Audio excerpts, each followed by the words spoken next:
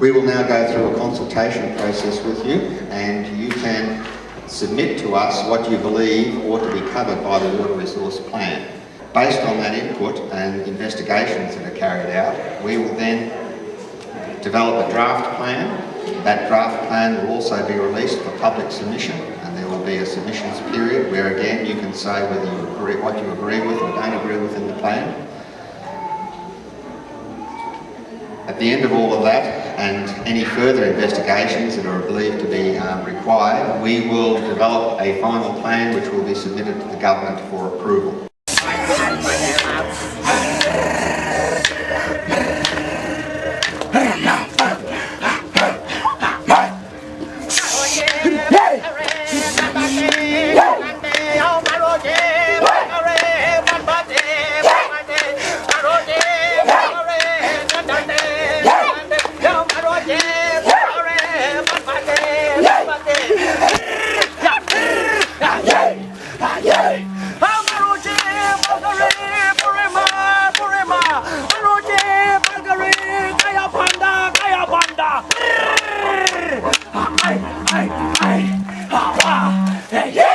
They take everything. They take the sands, the minerals, the rubbish, you name it, they take it. Now they want to take the water. We've looked after it for thousands of years, and we're going to continue to look after it. And our children dancing here, they want that water for their children, for the people, the wildlife. They've got to stop stealing off us, these governments. Are they murderers as well as thieves? Yes, they are. Yes. This notice here says, don't take our mother's blood. Water to this island is our blood, our mother's blood. When people give blood, they don't drain the whole lot out of one's body. They only take a bit. Okay? And these people want to take and take and take.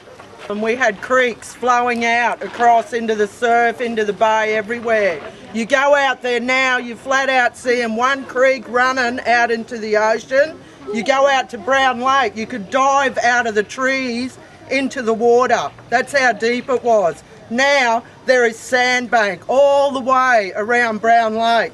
You go out to Blue Lake and it's just pitiful. They put in a retainer wall. The water was up here against the wall. Now you got to jump over the wall and walk to the water. The Blue Lake overflow, it's flat out even running, let alone the way it was pouring, and there was a water hole this deep. That's how fast it ran, and now there's nothing. It seems to me that they're assuming that the current yield has been justified, has been scientifically justified, and as we heard from Dale, and we all know so well, there has never been a scientific study undertaken to justify the current yield, let alone any additional yield. And don't forget, I'm a traditional owner too, and I'll be the first black fella to jump in front of a dozer and that, you know, and I'll get locked up for the struggle too. That don't faze me. But just to let you know, I think there's other ways that we can deal with these things. And are they going to listen if we go in there and say, no more water off our land? Are they going to listen to that? It's looking at demand-side management programs, it's looking at alternative water sources like desalination, it's looking at stormwater harvesting, it's looking at the contribution rainwater tanks can make, it's looking at all of those things. Those pipelines are an important part of moving water around the grid in South East Queensland and making sure that the whole of South East Queensland has adequate water. Now the volume of water that comes off this island, the volume of water that might come off this island is the process we are going through now. Are you going to go out and get that simple data? For Christ's sake, it is not rocket science. You're recommending in terms of giving I'm not recommending it. Chair, your own scientists recommend it. Okay, so we do not know how much water there is on this island. You do not know unless you have done something since then. So have you done anything? What are you going to do? Fact or fiction? Has it been done, yes or no? That's correct. Yes or no? There has been no overall study in terms of you should know what's going on. And taking water from an environmentally sensitive area is more destruction than what these people are even thought about at this stage. You know, like the water is only part of the parcel. You know, like he's talking about this water for months, a couple of years now. He hasn't stopped anything. There's more businesses being created, more businesses using water every day. But he hasn't stopped. No, Betty's not worried about stopping, and he wants the infrastructure of the state to keep going up to make the state look the best in the country. If you just indicate to me, I will come back to you. Yes, I know your time, sir. My question is about the sincerity and the genuineness of this process. We're sitting here discussing this.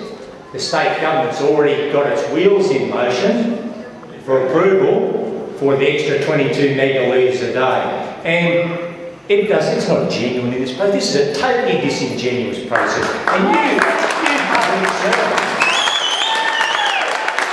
And you were sent out here to do this window dressing, to do the dirty work for the government, to make it look like there's some consolidative, inclusive process happening here. But beware the sleight of hand, the deceit that's being practised upon you.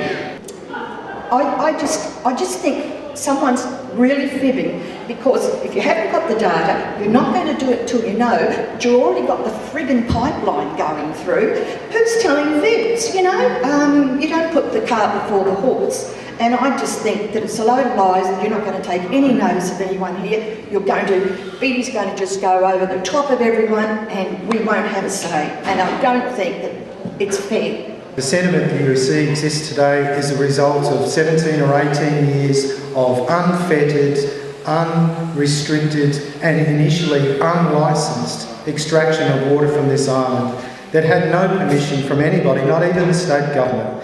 That first allocation was given in retrospect, and that is something that maybe nobody's raised yet, but that is the deep thorn in the side of people on the island. The fact that that water was taken without so much as lip service being paid to any environmental study, any rights of traditional owners, anything. It just happened. We did not know that one day we will have to stand up and fight like this for our water. We did not know this was going to happen, but here we are anyway. The water issue has brought us all together because we just do not want our swamps, our flowers, which are very important to a lot of our people, our native trees, our birds. Will they disappear if in time, maybe when we're gone, will they disappear if the salt water comes in? This scares us. It scares us greatly. I'm